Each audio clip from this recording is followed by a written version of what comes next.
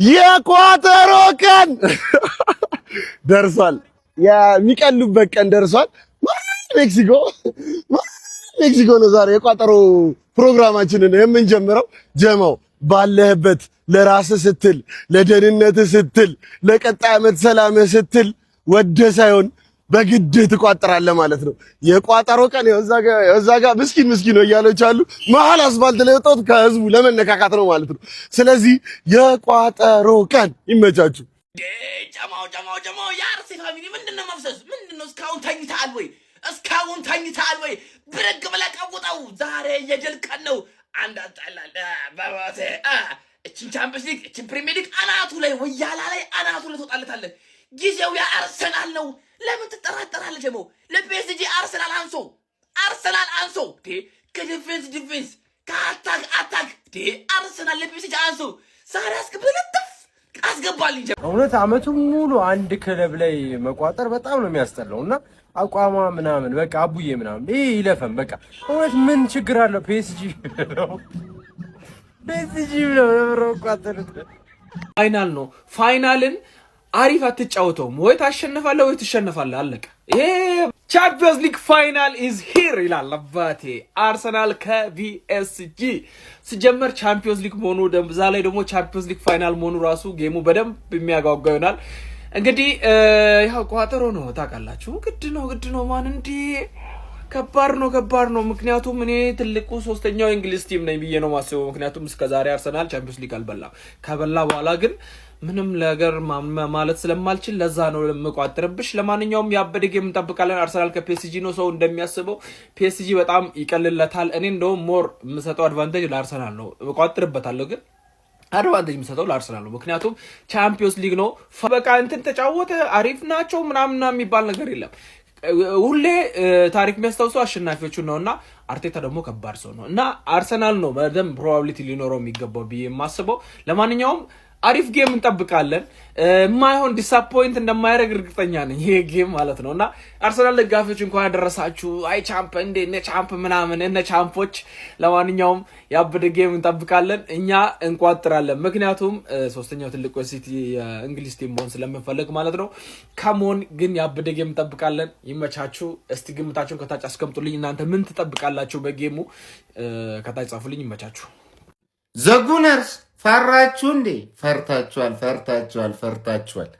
ለካራባኦ ፍጻሜ ባንዲራ ይዛችሁ ከተማ እንዳልዞራችሁት ምን ነው ፈራችሁ? ለሻምፒዮንስ ሊግ አንድም ባንዲራ ይዞ ከተማ እየዞረ ያለ የአርሰናል ደጋፊ አላየሁም። ትንሽ ሰዎች ብቻ ማሊያ የለበሱ ሰዎችን ያየሁት። ሻምፒዮንስ ሊግ ፍጻሜ እኮ ነው። ኦፕታ 56.3%ቱን ፔዥ ያሸንፋል ብለዋል። 43.7ቱ ደግሞ አርሰናል። አይታወቅም። ልታሸንፉ ትችላላችሁ። ሜቢ ከአስቶን ቪላ ጋር ታሪክ መጋራት ትችላላችሁ። አንድ ሻምፒዮንስ ሊግ በልታችሁ ከቪላ ጋር አቻ ልትሆኑ ትችላላችሁ። ምን ያደርጋል ደግሞ ቪላ ደግሞ ባለፈው ደግሞ ኤሮፓ ሊግ በልታችሁ እንኳን ቪላ ራሱ ይበልጣችኋል። ኖቲንግሃም ጭራሽ ዩ ኔቨር ሲንግ ዛት ቻምፒዮንስ ኦፍ ዩሮፕ ዩ ኔቨር ሲንግ ዛት የአውሮፓ ሻምፒዮን ነኝ ብሎ መዘመር የማይችለው አርሰናል ዛሬ በልቶ ይዘምር ይሆን? አብረን እናያለን። 56.3%ቱን ፔጂ ያሸንፋል፣ እርግጥ ነው። ስለዚህ ሰብሰብ ብላችሁ ከተማ ወጥታችሁ ልክኛ አምና ዩሮፓ ሊግ ፍጻሜ ቅስማችን ተሰብሮ እንደመጣ ነው ሌሊት ላይ ቅስማችሁ ተሰብሮ እንድትመጡ ስለምፈልግ ውጡ። ባንዲራ ይዛችሁ ማሊያ ለብሳችሁ ከተማ በጥብጡ እንጂ ደገነርስ ፈራችሁ እንዴ?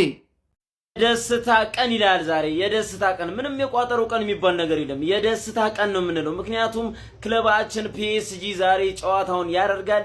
ጨዋታውንም ዛሬ በበላይነት የሚያሸንፍ ይሆናል ማለት ነው። አሁን በደም እንደምቋጠርብህ ማወቅ መቻል አለብህ። ማወቅ መጀመሩላ አለብህ። ክለባችን እያልኩ ነው የማወራው። ገና ምንም አታመጣው። ክለባችን ፒኤስጂ ይላል። ፒኤስጂ ዛሬ የሚገርም ሁኔታ ያሳየናል። ዛሬ ደስታው የኛ ነው፣ ሳቁ የኛ ነው። ከተማ የምንበጠብጠው እኛ ብቻ ነን ማለት ነው። የአርሰናል ደጋፊ አፍን የምንዘጋበት ቀን ደርሷል። ፕሪሚየር ሊግ መብላትን የማስረሳበት ቀን ዛሬ ነው ማለት ነው። እሱም በደንብ ጠብቀኝ። ኮፒ ሊንክ ፖስት አድርገኝ።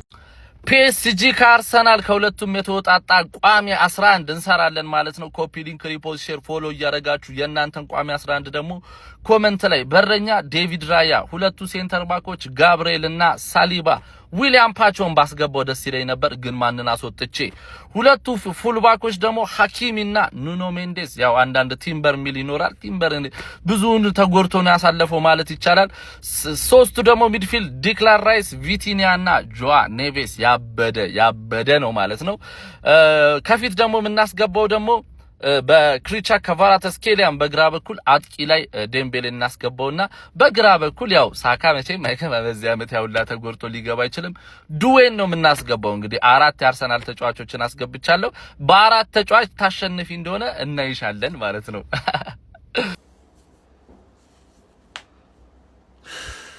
ደረሰ። አዎ ደረሰ። ዛሬ ነው የፍጻሜ ጨዋታ። ጋድ በዚህ ዓመት ለመጨረሻ ጊዜ ነው የምለምንህና እባክህ ዛሬ እርዳን። በቃ ይሄን እናሳከው፣ እናድርገው። የእውነት ይገባናል። የእውነት ማለት ነው። የእውነት እግር ኳስ ማለት ነው። ከስንት ዓመት በኋላ እግር ኳስ በተወሰነ መልኩ ሁለታችንን ከፍለሽና ፕሪሚየር ሊጉን አሸንፈና እና አጨራረሳችንን አሳምር። ጋድ ክረምቱን በሙሉ በደስታ እንድናሳልፍ እርዳን። የእውነት ይገባናል። የእውነት ይሄ ክለብ ይሄ የምታዩት መድፍ ማለት ስንት የማይመጥኑ ክለብ ይሄንን ዋንጫ አሸንፎታል። እኛ ኩሉ ዋንጫው ብንበዛበት ነው እንጂ አናንስም። ይገባናል እኮ እድል ከኛ ጋር ሁን። አደራ እናድርገው። በምንም አይነት ሲቹዌሽን ይሄንን ዋንጫ ማጣት አንፈልግም። በድጋሚ ሌላ ዓመት በድጋሚ ሌላ ስንትና ስንት ኖካውት ስቴጅ መጠበቅ አንፈልግም። በድጋሚ ሌላ የፍጻሜ ጨዋታ መናፈቅ አንፈልግም። እርዳን። ዛሬ እናድርገው፣ እንደሰት። የእውነት እኔ ለመደሰት ፊሹኝ እኔ ለመደሰት ምናምን ሳይሆን በቃ ይሄ ዋንጫ በታሪካችን አሸንፈን አናውቅም። ይሄንን ዋንጫ እና አሁን ያስፈልገናል፣ ማሳካት አለብን። ማንንም አፉን አይከፍትብን። ማንንም መጥቶ በአውሮፓ ምድር አላሸነፍንም ብሎ አፉን አይከፍትም። እና እርዳን፣ እናሳካው ፕሊዝ።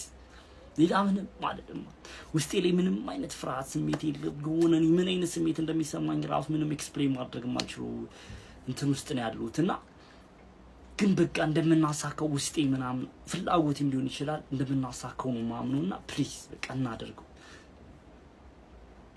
እስኪ ምንድነው የሚሰማችሁ? ሀሳብ አስተያየታችሁን ኮሜንት ሴክሽን ላይ አካፍሉ። ይቅና ሁላችሁም ኮሜንትሪ ፖስት ሼር ምናምን የሆነ ነገር አድርጋችሁ እስኪ ይቅናን እያላችሁ ጻፉ።